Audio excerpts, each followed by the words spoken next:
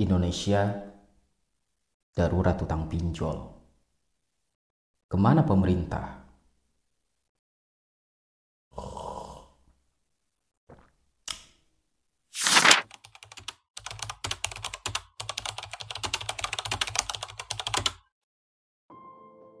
Ada 129 juta masyarakat Indonesia yang menggunakan aplikasi pinjol.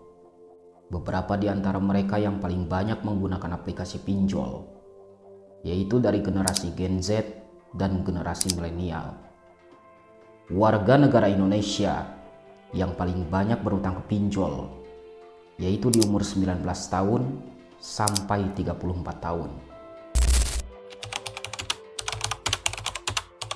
Ada 4 kelompok usia yang paling banyak berutang pinjol. Yang pertama, utang pinjol di usia 19 sampai 34 tahun mencapai 726,6 miliar rupiah. Yang kedua, utang pinjol di usia 35 sampai 54 tahun mencapai 550,4 miliar rupiah. Yang ketiga, utang pinjol usia di atas 54 tahun mencapai 92,6 miliar rupiah. Dan yang keempat, utang pinjol usia di bawah 19 tahun mencapai 2,2 miliar rupiah. OJK mencatat utang pinjol di Indonesia di tahun 2025 ini mencapai 80 triliun rupiah. Bahkan, menurut data dari CNN Indonesia, ada 5 provinsi yang paling banyak berutang ke pinjol. Apa saja itu? Yuk kita cari tahu.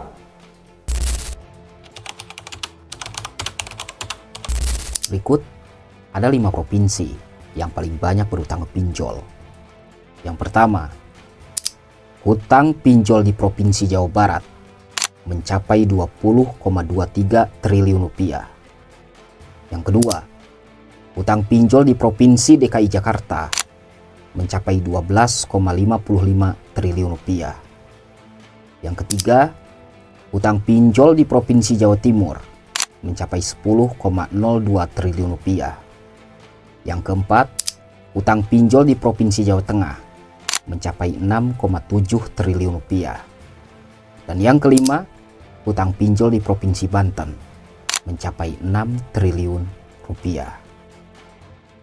Di sini yang menjadi pertanyaan adalah, kenapa masyarakat Indonesia lebih memilih untuk berhutang ke pinjol daripada harus berhutang ke tempat lain?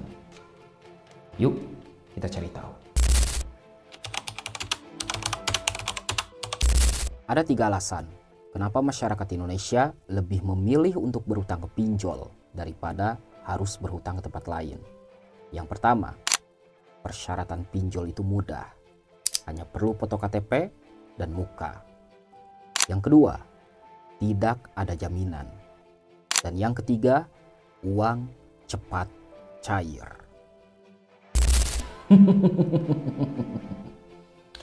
Lalu, kenapa masyarakat Indonesia lebih memilih untuk galebay daripada harus membayar? Yuk kita cari tahu. Belakangan ini viral di media sosial, banyak sekali masyarakat Indonesia yang mengikuti gerakan gagal bayar pinjol. Seperti di Facebook, Instagram, TikTok, dan YouTube. Mereka lebih memilih untuk galebay daripada harus membayar. Kenapa? Karena mereka selalu mendapat ancaman dari debt collector.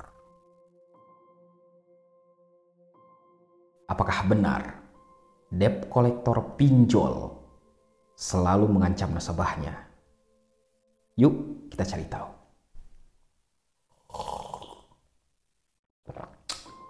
Banyak sekali nasabah yang resah akibat kelakuan debt collector pinjol. Bahkan yang lebih parahnya lagi, debt collector pernah kirim damkar kepada nasabahnya. Why? Why not? Ini sudah melanggar aturan dari OJK. Ada beberapa alasan ketika mereka sudah tidak mau membayar pinjol. Yang pertama, mereka sering diancam dan diteror oleh debt collector. Yang kedua, penagihan yang tidak beretika. Dan yang ketiga, mereka capek gali lubang, tutup lubang.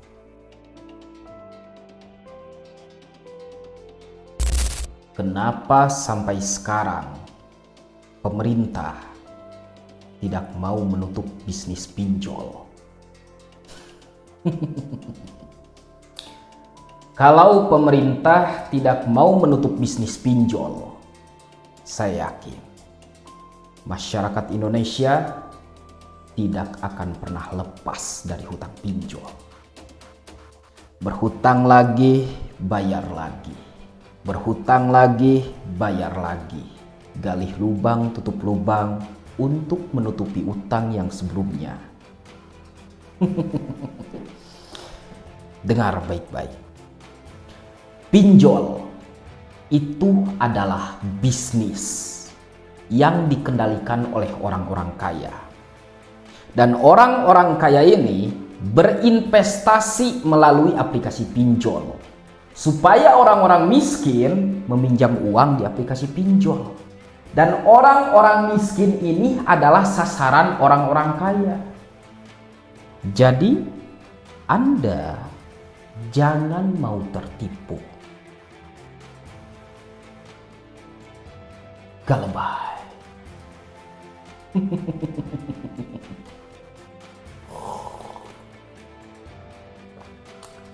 Buat kalian yang masih punya hutang di pinjol, saya doakan semoga kalian semua panjang umur, sehat selalu, dimudahkan rezekinya, dan mudah-mudahan kita semua bisa melunasi hutang-hutang kita. Amin. Sudah saatnya kita fokus usaha, ibadah, dan berdoa. Saya yakin suatu saat nanti kamu bisa menjadi orang sukses dan bisa melunasi hutang-hutang kamu. Dengar baik-baik. Kamu harus tahu satu hal ini. Kerjaan para DC pinjol itu hanya untuk meneror Anda, mengancam Anda, mengintimidasi Anda, dan menakut-nakuti Anda. Supaya otak dan pikiran Anda itu pusing, stres, depresi, gara-gara pinjol. Pada akhirnya Anda putus asa, menyerah, dan merasa hidup sudah tidak ada artinya lagi. Yo, are you okay? Galebay.